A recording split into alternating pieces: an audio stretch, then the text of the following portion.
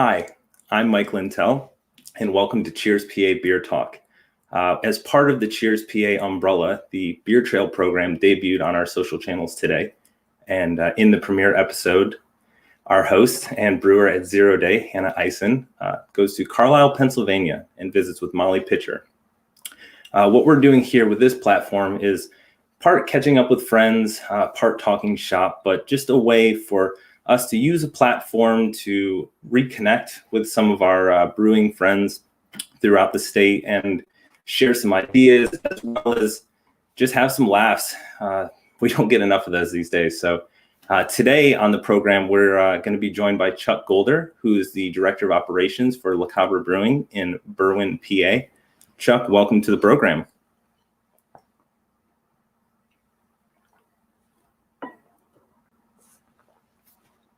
There he is. Hi there. All right. Hey, buddy. So good to see you all. Thanks for having us. Yeah, man. It's great to see you. The first time that I got to meet Chuck was doing deliveries for Big Hill, and I didn't get much direction other than go to Brewing, don't miss the flag, because there's a flag that don't turn at the flag. You are in one-way street jail, and it's very difficult to find your way back around, especially as a newbie to the main streets of Brewing. So I was also told that I would like the place and that make sure you save some time to eat because the tacos were exceptional.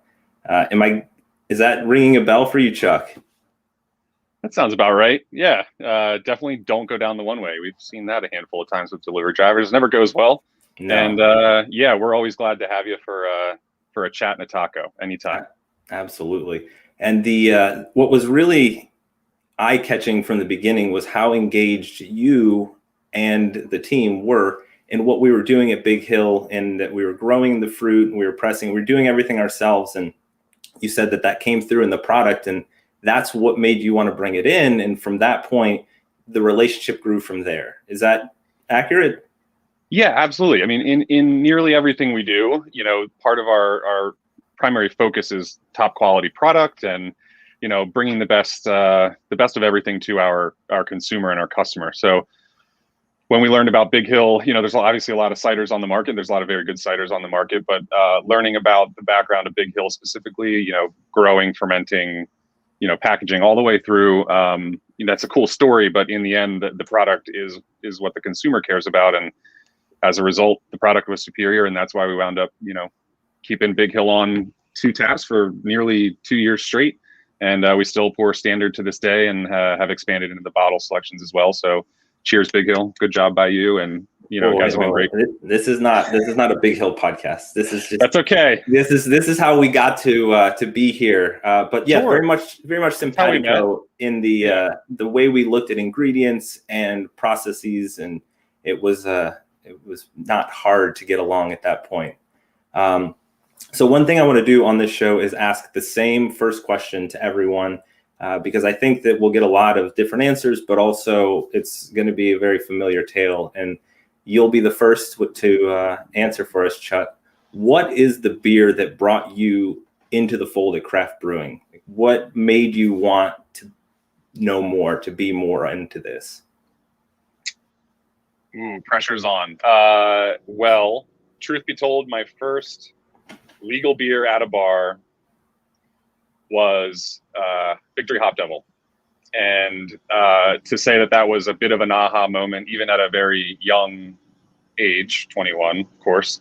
That was something that I'd never tasted before. Big, bold hop flavor. I maybe had other beers before I was 21 that lacked the flavor, but I did eventually grow a bit of a relationship with Victory as well, having formerly worked for them.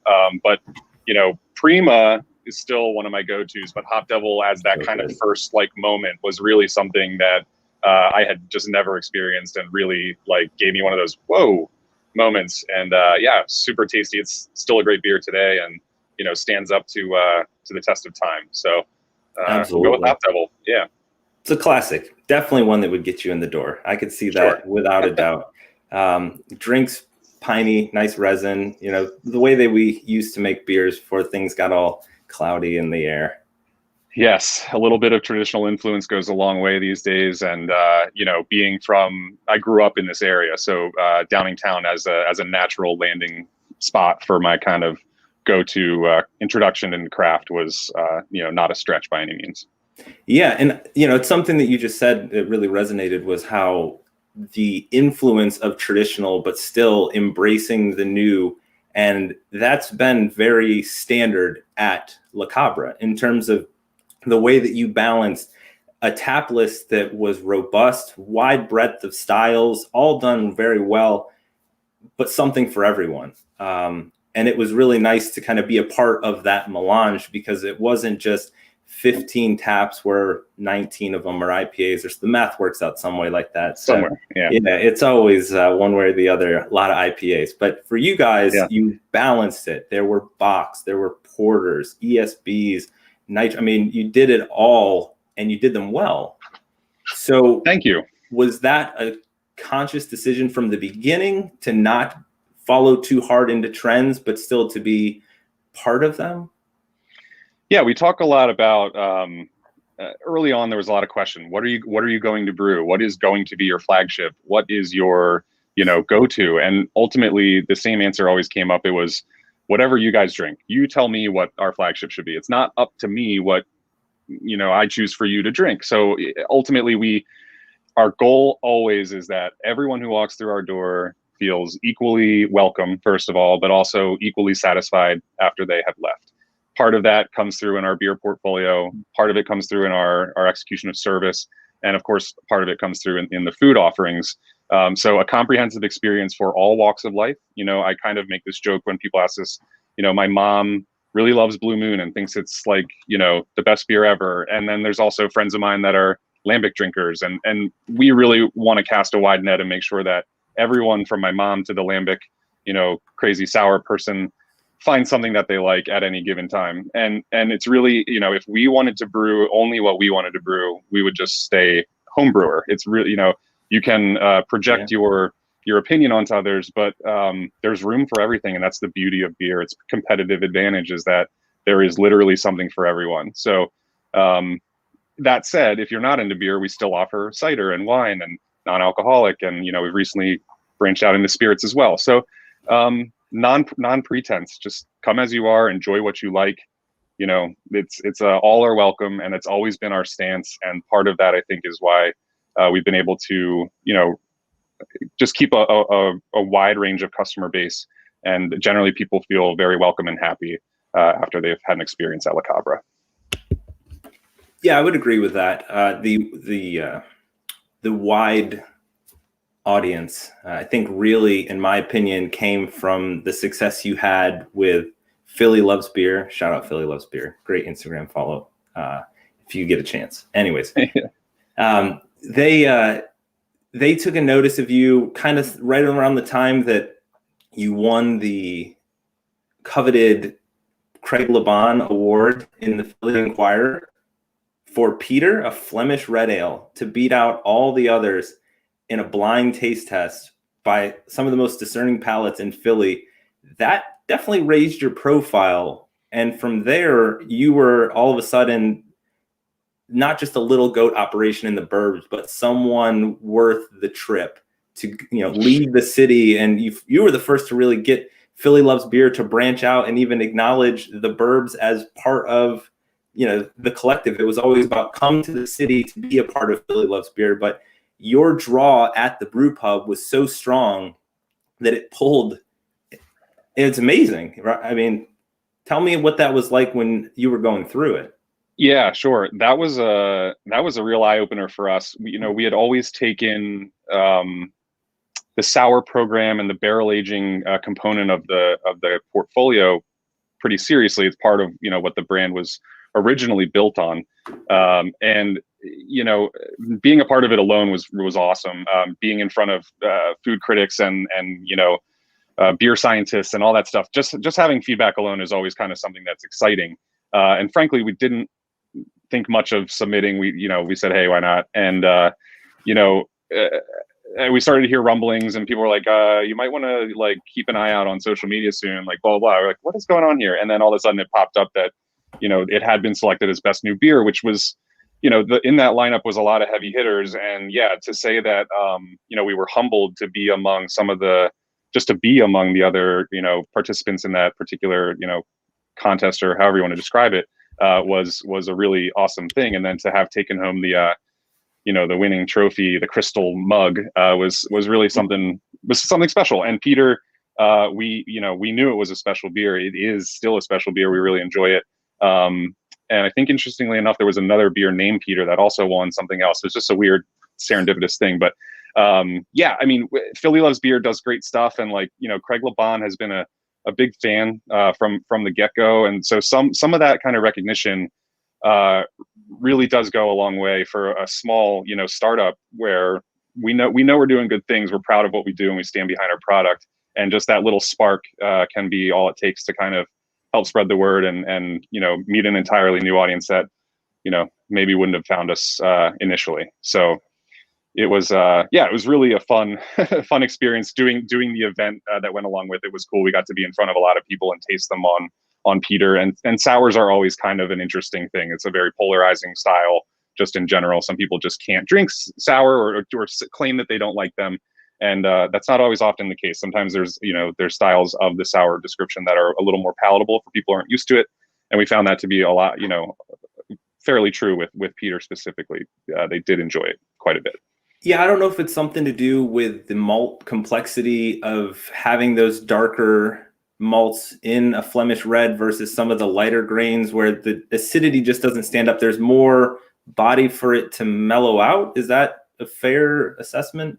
Yeah, I would say so. It almost has as sweet of a component as it does sour. So it kind of messes with, it's a little umami-ish. It's you get the balsamic, you get the malt body. There's a little bit of that sharpness to it, but it's in no way bracingly sour. So it is kind of an entry level, I guess, so to speak. But the complexity was there, and it was fun. I mean, it was really fun to get to meet the people that we were alongside at that particular event, and then just interact with all the people who attended the event that was tied into the award ceremony. Really a lot of fun, for sure. Well, I have to disagree with you on one point. There's nothing entry level about that beer. It is it's fantastic. It's complex. Right on. The way to balance it. Yeah, I don't know how you did your wizardry, but well done. You keep your secrets in the basement. I'll keep drinking them. Cerise was another wonderful one, but yeah, sure. Just keep doing it. The tap list never disappoints. The food never disappoints. But one other thing I wanted to do, I promised you part pop quiz. Now, some of this pretty straightforward. Tell me, what vegetable you'd be. No, that's not going to be those types of interview questions. Okay. Mainly, like, what, in your opinion, was your most embarrassing moment as a brewer? Like, have you ever taken the wart bath and it stood in the wrong direction of a hop grenade? Well, to be fair and transparent, I'm not actually the brewer. I oversee many things, but I don't actually pull a lot of the levers, and that's probably for very good reason. So I did, though, recently, I did brew, finally got an opportunity to brew a beer that I designed on my own, which was kind of fun. I haven't had my hands in the sausage, so to speak, in a long time. And to your point, yes, I took a yeast bath by accident. I was trying to pull a sample, just a quick gravity check, and all of a sudden the yeast plug shot out. And interestingly enough, I was working the floor that night, and I definitely did not have another pair of trousers. So I had to walk around the restaurant with yeast smattering on my pants. So I would go ahead and say the only time I ever brewed, I did in fact have an embarrassing moment. So probably leave it to the pros from here on out. Well, I would, I've heard that your lemongrass Saison is delightful, the body and just the balance of flavors. So I'm really excited to get a chance to try it. But what has been some of the feedback you've gotten in this first, this is your first brew baby out in the world, and the internet can be a harsh place, man. The comment section, I'm actually afraid to look at what some of these viewers are saying right now. So I was just kind of paying attention to you and that beautiful beard, which I have not seen out of a mask since a year ago. So it is, it's nice to see the face fro in full regalia. Thanks. Yeah, I mean, to the question, Balm was when I was a home brewer, I brewed a lot of Saison, mostly because I didn't have fermentation control, and it was something that I could do very easily in my house. So I always had an affinity for that style particularly, and I think that there's a vacuum for great Saison in craft right now. Everyone wants the Haze Boys, so it's okay to have a delicate, beautiful, soft, beer every once in a while. So that idea was just born out of a random thing that my mom said one day about balm for the soul. And I was like, I feel like everyone could use a little of that right now. So I just said, all right, I'm going to brew something finally, get out of the office for a minute. And long and short, people have been receiving it well. Interestingly enough, we packaged it, and a lot of people at distribution where we've been selling off site actually were requesting cases of it, which we definitely did not expect. So that was a surprise to me to see. The Haze cans are going like crazy always. But to see distribution looking for more delicate beers in can was actually really encouraging. So all in all, I don't think anyone has trolled me too hard on Untapped or otherwise, but I'm sure someone will come out of the woodwork at some point and let me have it. So they always do. Well, Team Saison is out there, man. We're strong on the internet, led by our general brewer Bump. But other than that, we don't see much Saison, let alone the other styles that you do. But distro, it's a strange game. I mean, we're always getting questions, what's new? And we have apples. Yeah. The apples are the same every year. We're kind of trapped in that. So our limits to creativity in that regard are what they are. But for you, it's got to be rewarding to put something like that in a can and just have distributors know that that's a La Cabra beer and it's going to move because they make quality beer. You're moving Saisons, man. Yeah, it's weird. Credit to the brew staff for really keeping the quality of all of our styles way high. As far as I'm concerned, we have had great, response from the consumer and from the wholesalers as a result.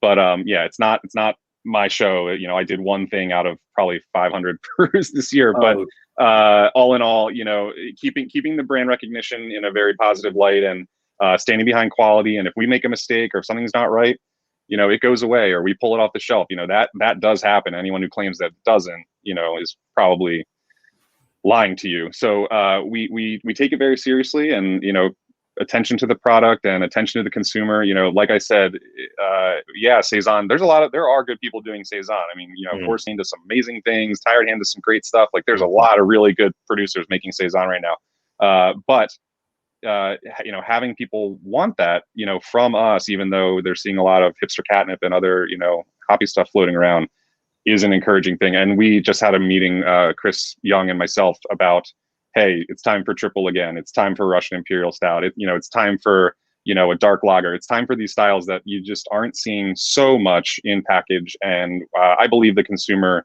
really is ready to start branching out again and get back to some of the roots. And a lot of people got into beer for those styles, and I think we'll likely come back to them given the option. Well, that is very exciting. All of it, all of those words, when you hear triple and Russian Imperials, it's just strung together. It's just a delight for the senses. So keep up the great work there and, revive the styles that got us interested in brewing in the first place.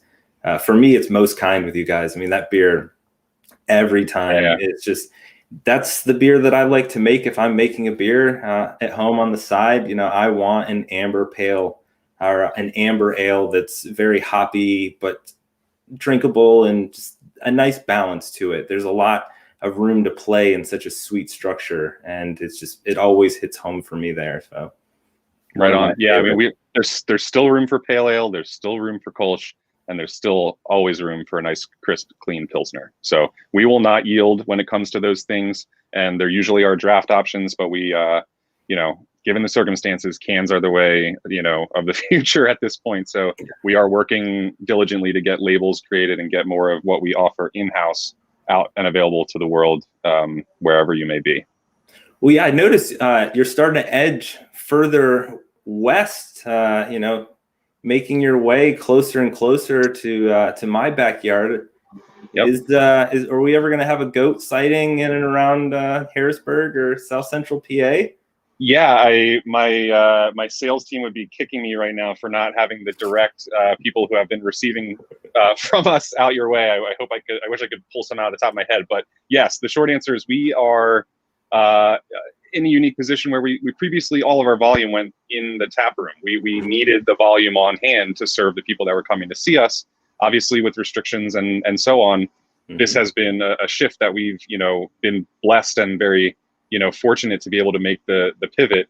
And as a result, we've been able to expand our hula hoop around the brew house and really get beer into, some accounts that we generally just wouldn't be able to do in the past. So we're really happy to have awesome partners out there that are, some people are calling us and taking 15, 20 cases blind, not having had, I mean, I'm sure they've had it somewhere, but we've not, worked with them in the past, and they're reaching out saying, hey, can we get this? And that's really encouraging. And, it's a lifeline for the brew house right now to be able to move volume in little aluminum cylinders. So the stretch is growing and probably will continue to do so as long as the little engine that can keep putting out the liquid. We will continue to bring it far and wide, and ultimately, hopefully, when we reopen, we'll have a new cast of characters that have learned about us via distribution and found us on the shelf. And then, when we're able to host again, people will come back and see us here in Berwyn and in Bryn Mawr as well. Yeah, so the little engine that sticks with me, because absolutely Chris Young, just that I mean, never give up, chugga. Yeah. And then you got Justin as the caboose that just is there to I'm the booze. And they are the dynamic duo. And then and Mark, we have Mark's on the team as well. And it takes a village.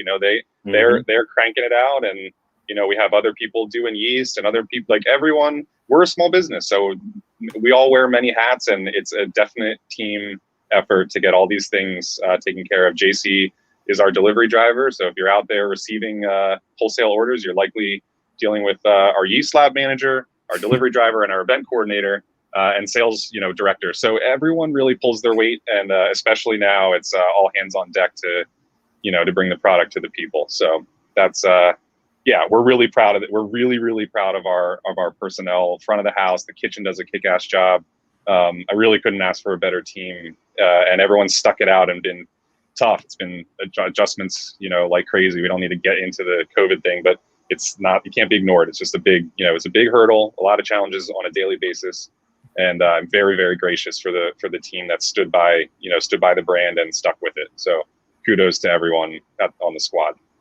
So I have a couple questions here. The first one is, what's one ingredient you've added to a beer that sounds odd but turned out great? And maybe you didn't add it, but something that maybe you saw in a beer without naming any names that you're like, I don't know how that's going to work. But you're like, actually, that's pretty spot on. Yeah. We did a Pawpaw Saison a while back. That was pretty cool, mostly because a lot of people just generally have little to no exposure with Pawpaw, which is a Pennsylvania only fruit. I think I might be wrong. Someone will fact check me on that, but I think Appalachia for sure. Okay, small. But yeah, I mean, yeah. We when I was in Chicago, we'd find it coming from like Indiana, but I think that was about as a regional at best thing. And it's real subtle flavor. It's like a weird texture. And the brew house can attest to how much of a pain in the ass it is to harvest pawpaw. It is not fun. It took several days to peel the skins and get all the meat out of it and everything. And it just doesn't seem like something that would lend itself well, but it's a really delicate, kind of interesting flavor. And, the trick there was to make the base beer gentle and kind of low key to allow it to come through at all. So an obscure thing that turned out, working well. Also lavender. If anyone's homebrewing or wants to try something wacky, lavender does a really good job in beer. Credit where it's due. Dan Pabernak, who's responsible for most of nearly everything that we started with, had a lavender beer, and it's what makes a lot of things taste like cola. So Coca-Cola might not want me to say that, but try it if you're a creative homebrewer. You give it a shot and see what pops out.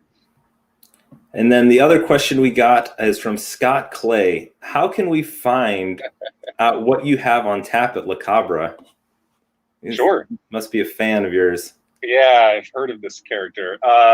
So there's a lot of resources online for La Cabra all over. You can find us obviously on Untappd. Untappd is live, up to date. So anytime you're there checking in a beer, you can see what's on draft at our locations. But additionally, on the website, lacabrabrewing.com, There's an up-to-date draft list. There's up-to-date 4-pack availability, bottle availability, and what am I missing? Plug the social. He would want you to plug the social. Socials, yeah. There's beer. We have a beer mail program as well that we recently unveiled, where you can have beer shipped directly within the state of Pennsylvania. We're looking into other states as well, but for now, we wanted to start in a manageable clip. So that's been going fairly well, and UPS is our partner on that, and they're quick to deliver 1 to 2 days in most zones in Pennsylvania. So that's pretty exciting. And yeah, I mean, our social media, program is something that we really put a lot of time and energy into. It's our best way to stay in touch and show everyone what we're doing on a daily basis, between the food and the beer and then projects that we have going on. It's really a strong focus. So all of our social media platforms, La Cabra Brewing, at La Cabra Brewing, sorry, and then at Bodega by La Cabra, which is our Bryn Mawr location as well. Easy to check out. Google us. You'll find us. I always just say Google it. It typically gets you where you need to go. It'll get you where you need to get. Yeah, exactly. I cannot believe we're going to get out of here without once talking about Seltzer. I was going to have a whole discussion with you and frame it around Seltzer. Change my mind. Are we out of time?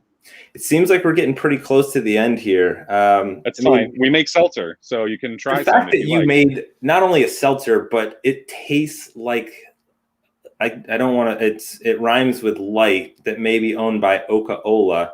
I don't know where I'm going to get in trouble with sponsorships or anything here. So we'll just keep it vague and sure. But man, it's delicious, and I don't really get down on Team Seltzer. So you got me. I don't normally lean toward them, but it's when, like I said, it's not up to us. It's what the consumer wants. And there's a market shift going on, and people are into alternative beverages, and to ignore it or to be too proud to do it or to, dig in it's not smart. So if you're capable of making a high end example of a product, do it. If you can't do it right, maybe you should skip it. But, our team is really talented, and Chris took a long time researching and making sure that when we did it the first time, we did it right, and he nailed it. And the first batch that we ever did was, in my humble opinion, he did a really good job. It was outstanding. So also, quick tip, those seltzers work really well as mixers. So even if you're not into seltzer as a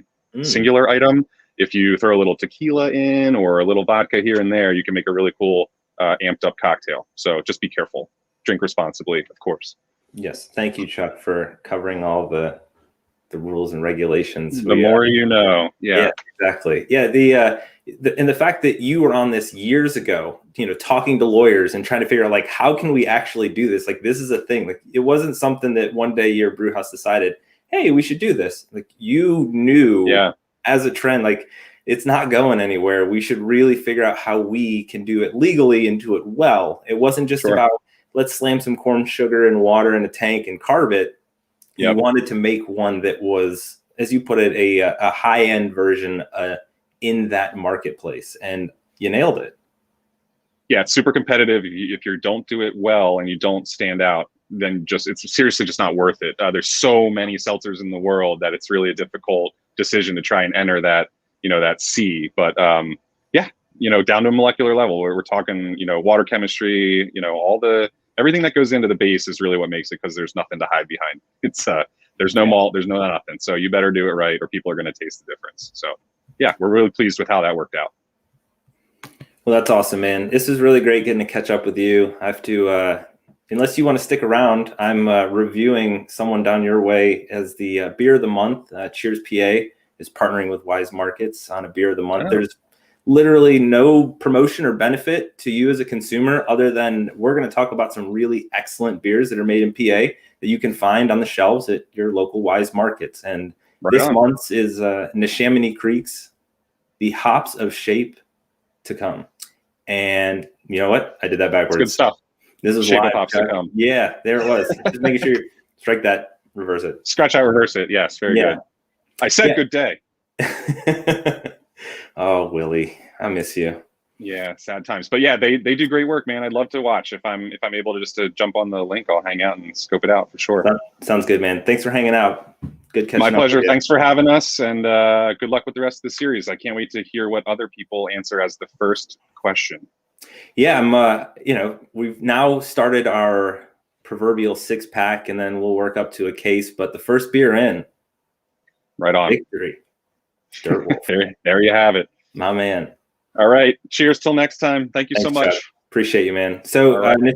Neshaminy Creeks, the Shape of Hops to Come in this Imperial IPA, dank and piney, the way that beers used to be. You know, I'm an old man ranting at clouds these days when it comes to beer, but you know, that's where I'm at. But this beer is just jam-packed with Citra and all my favorite hops. Really, really enjoyable. And if you can still find it, it's limited release, I think, in the area. But if you can still find it, it's one worth checking out if you like a big, malty backbone, supported by hops, double IPA. You can find those at Wise Markets anywhere in your area. So I want to thank Chuck Golder again from Cabra Brewing. And if you get a chance, if you're ever on the main line, you should check out both their spots, Bodega by Cabra and the Cabra Brew Pub, the original. Great place to drink and eat. But really appreciate everyone hanging out with us today, and enjoy the rest of your day. And cheers, PA.